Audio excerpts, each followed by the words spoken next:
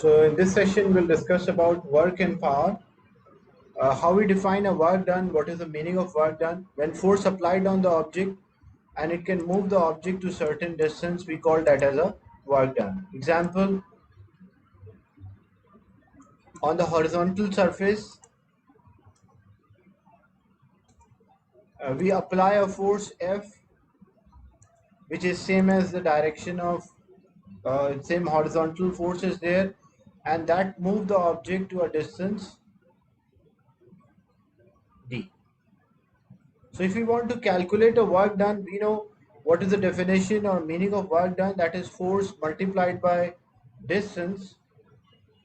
So in this example, the work done will be equal to F into D. But what will happen if the object is making, or if the force is making certain angle with x-axis? So that time we have to resolve the force into the component.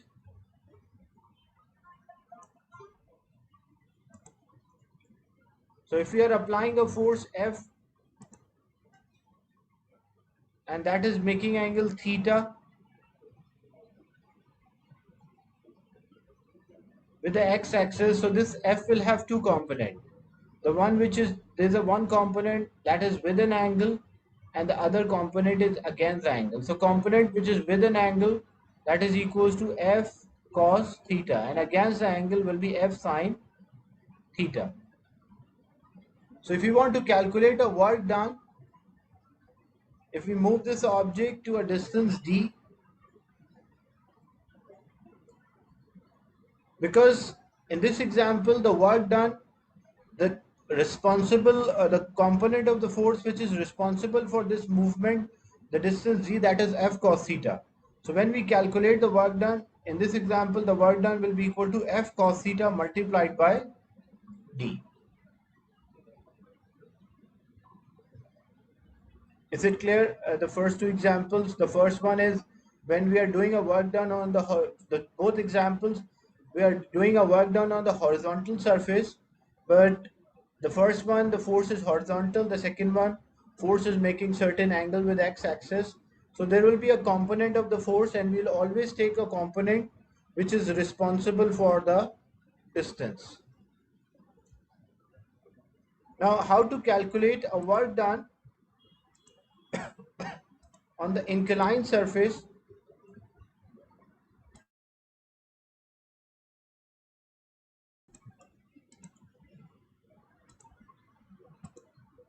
So if you want to calculate a work done on inclined surface, there are different ways you can calculate.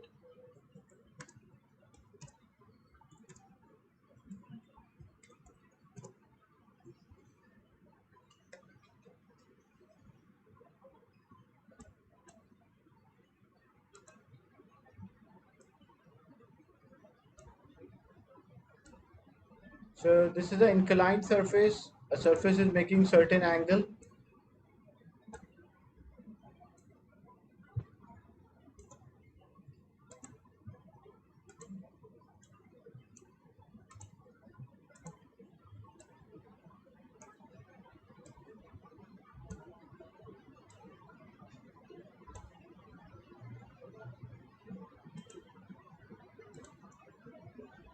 Weight of the object on the inclined surface is acting down.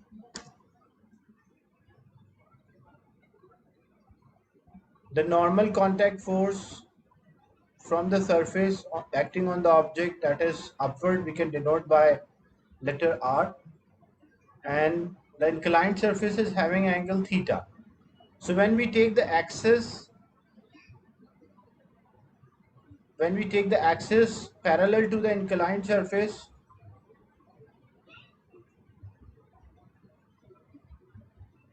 so angle of the inclined surface is the same as the angle of the weight. So this weight now will have two components. The component of the weight which is with an angle, that is W cos theta, and the component of the weight which is against the angle, that is W sin theta. So W cos theta and W sin theta are the two components of the weight which are acting on this object, the two forces. So if you want to calculate a work done in movement of this object, to move this object, if we know the distance, like we know the length of the inclined surface, say the length of the inclined surface is denoted by S. So how to calculate a work done if we know the length of the inclined surface? In that case, the work done will be equal to, because the W sine theta is a component which is in the same direction as a distance, so the work done will be equal to W sine theta multiplied by S. But if we know the height, like example, if you don't know the distance, if you don't know this distance in the question, if height is given,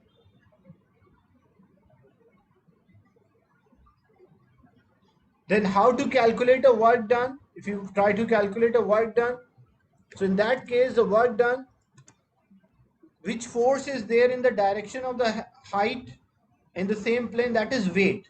So in that case, the work done will be equal to weight multiplied by height. So W into H. But the answer of W into H will be same as answer of W sine theta into S. Both will have the same answers. It will not make difference to the final answer. But it depends on the question which distance is given to you.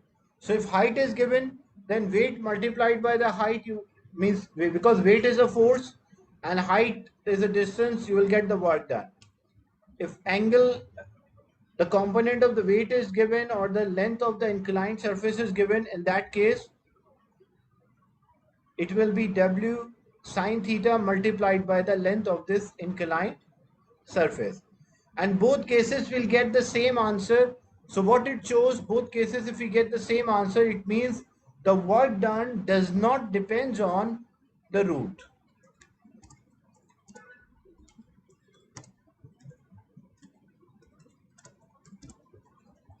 So work done does not depend on the route or the path which we follow. It depends on the starting position and the final position. Is it clear? The concept of the work done on inclined surface? Anyone having a doubt till this point? That the work done on the inclined surface, when object is being dragged on the surface or object is being lifted, it will be same. So if you have two objects, one is moved on the inclined surface and the other object, the same object basically, the second case it is lifted up. So when we calculate the work done, the work done will be useful work done. Useful work done to lift the object from the same level to the same height, that will be same. So example, if there is a mountain which is steeper from one side and we want to calculate a work done,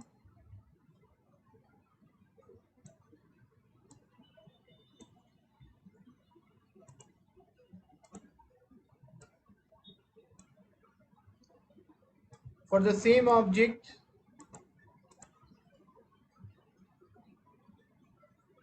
say object is weight is 30 Newton, object weight is 30 Newton, and we lift them, we move them to the same height. So when we compare the work done for A with B, it will be same. But how it is same? For A, it appears that it is a shorter distance. For B, it is appear that it is a longer distance. And work done is force into distance. So it means that it should be different. But when we calculate, because as we know, work done does not depend on the route or the path we follow. So when we calculate a work done, if we know the length here, that is L1, and we know the length, we call that as L2.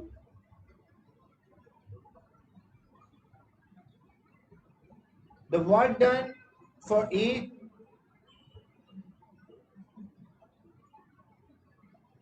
so force will be W, as we already discussed on the inclined surface, the work done, if we know the length of, that will be W sine theta. So it will be W sine theta And this is example theta 1, which is greater compared to theta 2. So it will be W sine theta 1 into L1. And what about the work done for B? That is equals to W sine theta 2 into L2. And we know the value of the sine theta increases as the value of theta increase. So if the value of the theta increase, the value of the sine theta will also increase. So basically what happened, this was having the theta 1 is greater than theta 2. So this factor will have a higher value and L1 is smaller. But other case, work done for B, because the theta is smaller, so W sine theta will have a smaller value, but L2 is higher. But the product, because this is the product here, so example, if this value was 10 and this is 1, so 10 multiplied by 1 will get 10. What about this one? Maybe this is 2, but the length is 5. So 2 multiplied by 5, what we get, will also get 10. So both cases, the work done will be same. The components of the weight are different. The length which they are moving is different. But the product of the force and the distance is same. That's why the work done is same for object A and B. So work done does not depend on the route or the path which we follow. It depends on the starting position and the final position. Is it clear, the concept of the work done? Anyone having a doubt or a question till this point?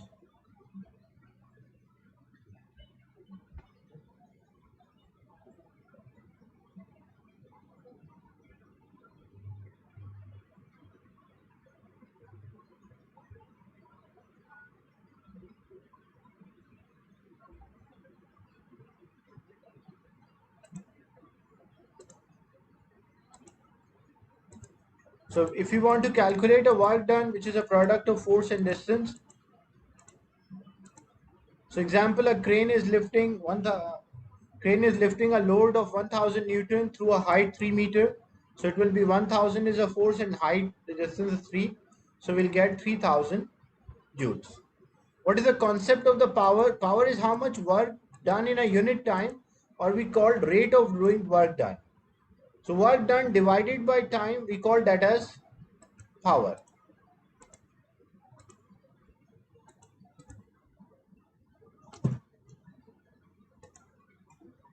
So power is refers to rate of doing work.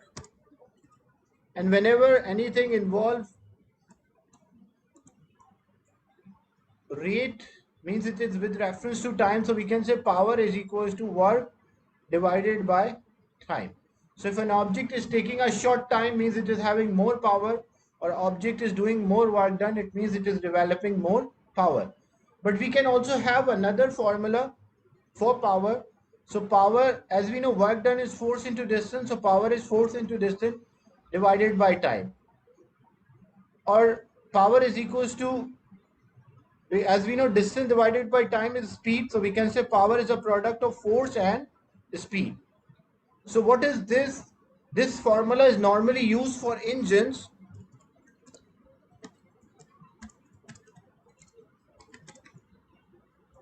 But at what condition it is used?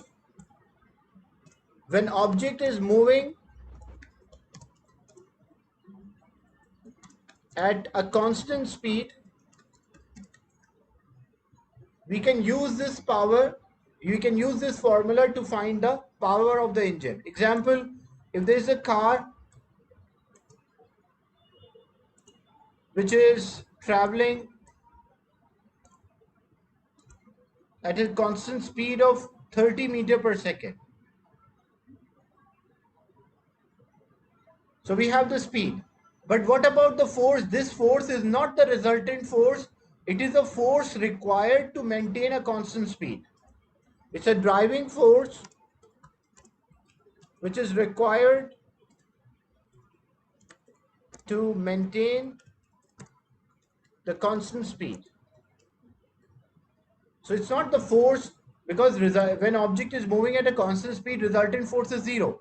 But what is this force? This is called a driving force which is required to produce a constant speed. So example, if I say if the friction force is 2 Newton, if the frictional force is 2 Newton, how much should be the driving force? The driving force should be equal to the frictional force, because we don't want any resultant force. So the driving force which is needed to maintain a constant speed, that is this value F. So when we want to calculate the power, so the force needed to maintain a constant speed multiplied by the speed, so it will be 60 watts. So this generation of the power by the engine is 60 watts. So this is a formula which we normally use for the engines. Is it clear? The second formula for the power.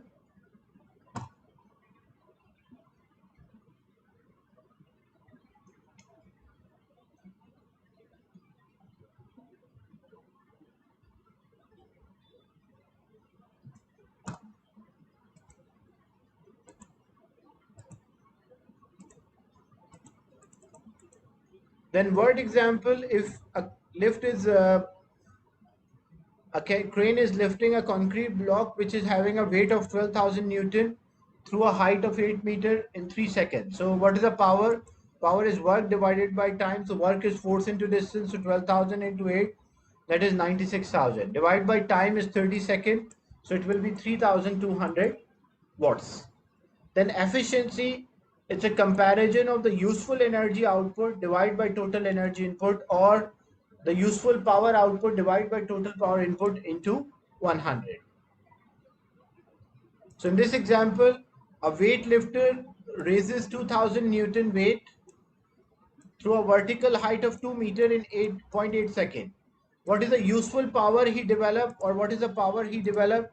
So we know power is equals to work divided by time, or power is equals to force into distance divided by time. So force is 2000, distance is 2, and the time is 0.8. So 4000 divided by 0.8,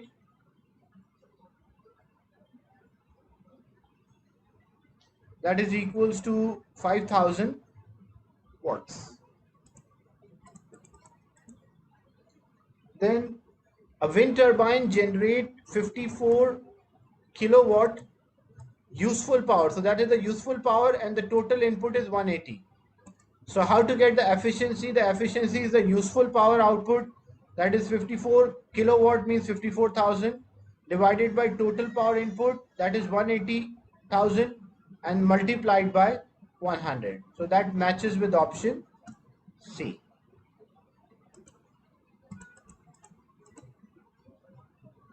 So when we compare the work done by the excavator with the lift, it takes 20 seconds.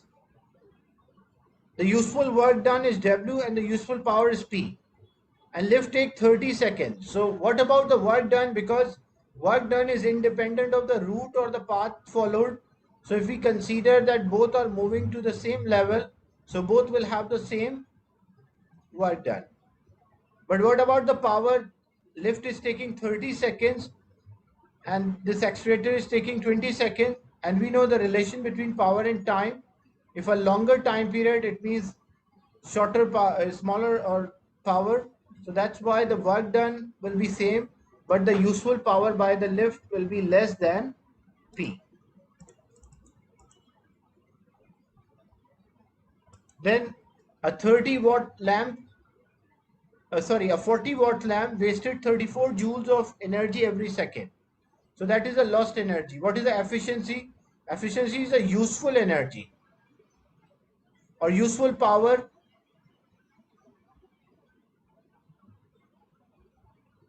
divided by total input power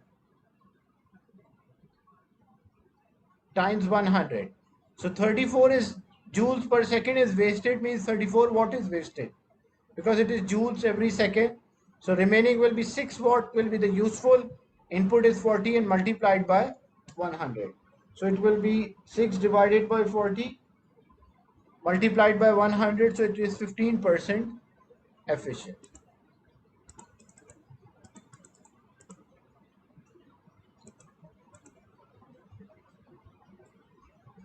Now we'll do some questions related to the topic. about the work, energy, and power?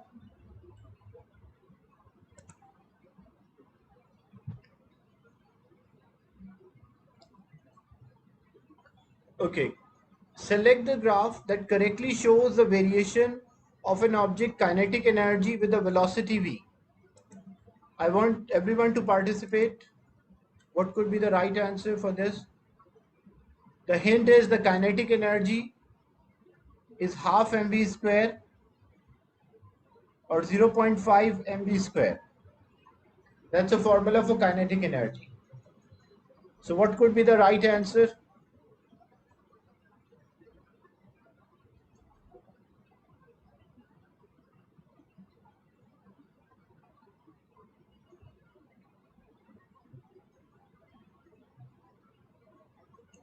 If you check the formula, it is kinetic energy is equals to 0.5 mv square or half mv square. So how the kinetic energy vary with the velocity? It is proportional with square. It means if the velocity is double, the kinetic energy will increase by 4. If velocity is increased by 3, the kinetic energy will increase by 9. If velocity is changed by 4, the kinetic energy will change by 16, vary with a square.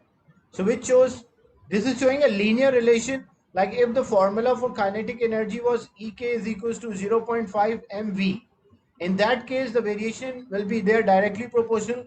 It should be A, but it cannot be A, the one which shows the change of speed with kinetic. If speed is double, kinetic energy is 4 times. If speed is triple, the kinetic energy will be 9 times. That's why D is the right answer. Is it clear? Discussion. The variation of the kinetic energy of an object with velocity v.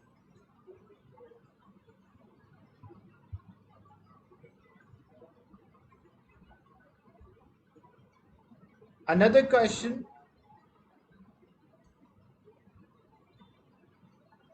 A block of mass m is placed on the bench and a horizontal force is applied. So there is a block which is having a mass m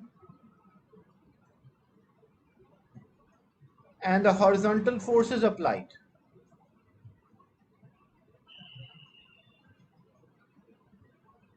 The block accelerate along the bench and travel a distance d.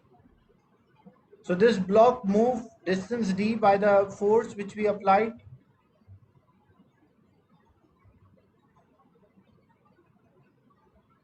And it reaches the final velocity v.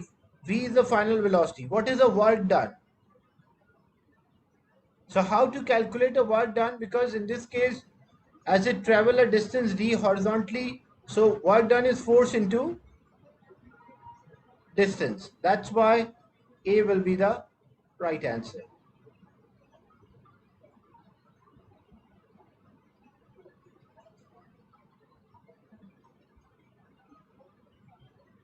In question 3,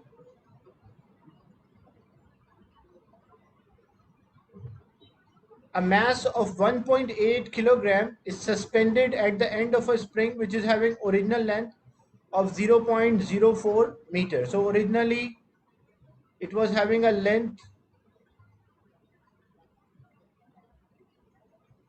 of 0.04.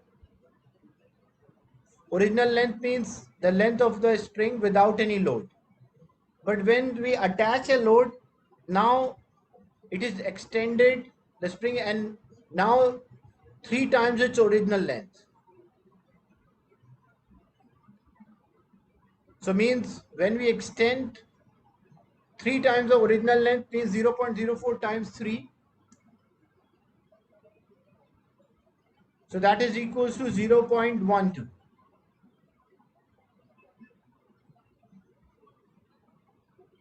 The question is what is work done? So how to know what is the work done? Work done is force into distance. So what is the distance moved by the block? That is 0.12 minus 0.04, that is 0.08. So the distance from the original position is 0.08 meter. And what about the force? The mass is 1.8, but mass is not the force, weight is the force. So to get the weight, it will be 1.8 multiplied by 9.81.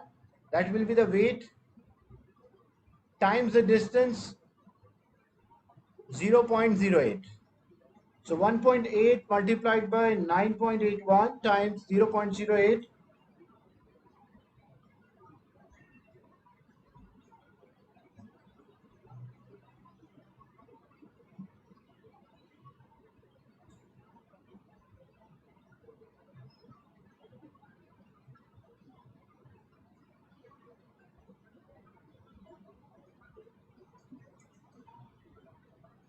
So what is the final answer for this?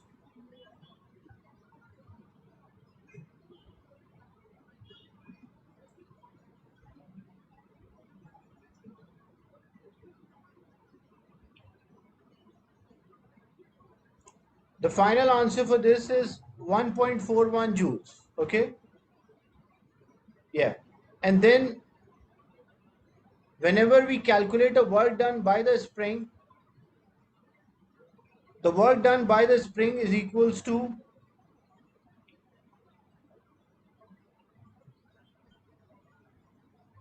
average force multiplied by the distance. So the force which we use here, that is not the average force, because what happened, the weight of this object, which is 1.8 times 9.81, that is 17.65 Newton. So this 17.65 Newton is the maximum force which acts. But when we attach, like a spring was there, which is unstretched, and the moment we attach this 17.65 Newton, so the spring will start to stretch to a new length, which is 0.12 meter. So whenever we apply the force on the spring, so it's not like the force directly reaches 17.65. The force will start from 0 and the maximum value of the force will be 17.65 Newton.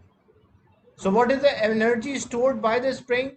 So it's not like a constant force acting. It's an average force which act. That's why this value should be divided by 2.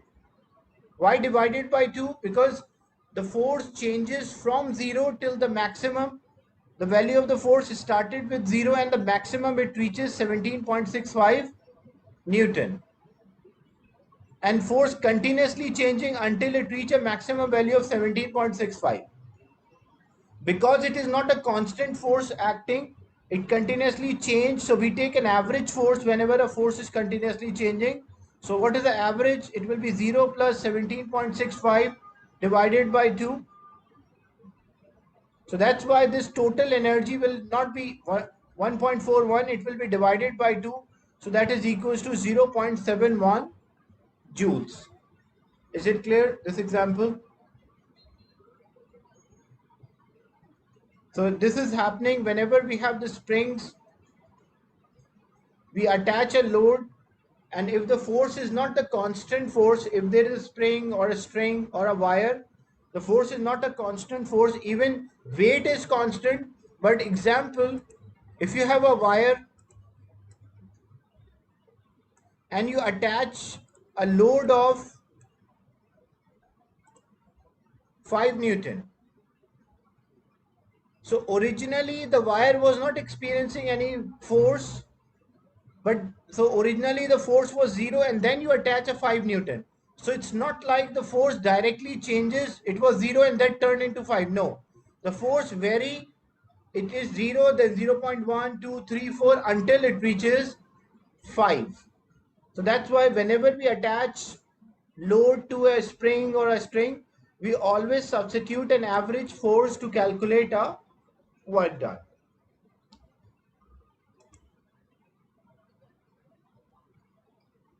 Next, wind turbine is used to generate electricity. When the wind speed is 10 meter per second, the power input into a wind turbine is 3.2 kilowatt. Calculate the mass of air per second, which is turning the turbines. I'll continue this discussion. Less than a minute left, so I'll share another link and continue the discussion.